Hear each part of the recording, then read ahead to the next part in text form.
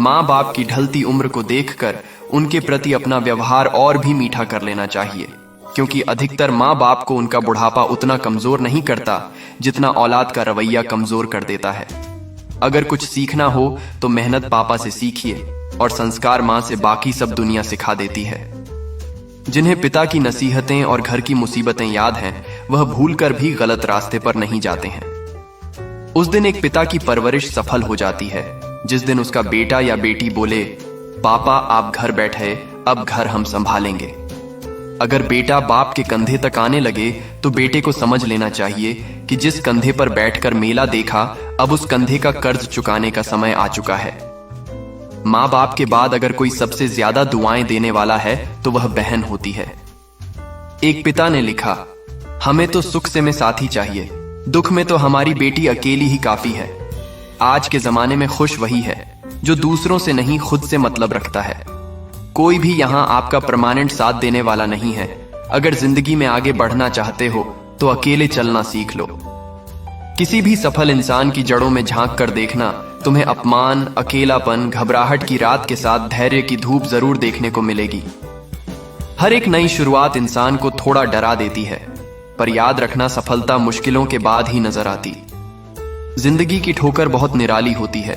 जब भी लगती है किसी की असलियत दिखा जाती है या फिर कुछ नया सिखा जाती है। शेर के साथ रहोगे तो वह जीवन में संघर्ष करना सिखाएगा, लेकिन अगर किसी गधे के साथ रहोगे तो वह आपको हालातों के सामने झुकना सिखाएगा। अपने करीबी और गरीबी का सिखाया सबक इंसान को अंदर से बदलने के लिए मजबूर कर देता है। किसी टूटे हुए मकान की तरह हो गया है ये दिल, कोई रहता भी नहीं है और कम वक्त बिकता भी नहीं है। समय, दोस्त और रिश्ते, ये वो चीज है जो मिलती तो बिल्कुल मुफ्त में है, मगर इसकी कीमत का पता तब चलता है जब ये कहीं खो जाते हैं। गुस्सा आंधी के समान होता है, जब ठंडा पड़ जाता है तब मालूम चलता है कितना नुकसान हुआ है। कोई इंसान क्या है उसका ज्यादा महत्व नहीं है, उस इंसान में क्या है उसका बहुत ज्यादा महत्व है। जिस दिन अपनी मेहनत का सिक्का उछालेगा उस दिन हेड भी अपना होगा और टेल भी अपना होगा। जिस इंसान ने अपनों को बदलते हुए देखा है वह जिंदगी में किसी भी दौर से गुजर सकता है। जो आसानी से मिल जाए उसकी चाहत किसे है, जिद तो उसे पाने की है जो नसीब में लिखा ही नहीं है। जीवन में आगे बढ़ना है तो बहरे हो जाओ, क्योंकि अधिकतर लोगों की बातें मनोबल को गिराने वाली होती हैं। जान पहचान बड़े लोगों से नहीं, समय पर साथ देने और मुश्किलों में काम आने वालों से होनी चाहिए। जरूरी नहीं कि अच्छी बातें करने वाला हर इंसान अच्छा ही हो। आजकल साजिश रचने वाले लोग भी बहुत मीठा बोलते हैं। किसी को गीता में ज्ञान ना मिला, किसी को कुरान में ईमान ना मिला, उस बंदे को आसमान में क्या मिलेगा जिसे इंसान में इंसान न मिला। बढ़ती उम्र के साथ आपकी आंखें धीरे धीरे धुंधली जरूर होने लगती हैं, लेकिन लोगों को पहचानने में आप माहिर हो चुके होते हैं। मुझे समझ नहीं आता कि लोग खुश कैसे रह लेते हैं, ये जानते हुए भी कि उन्होंने किसी दूसरे इंसान का सुकून बर्बाद किया है।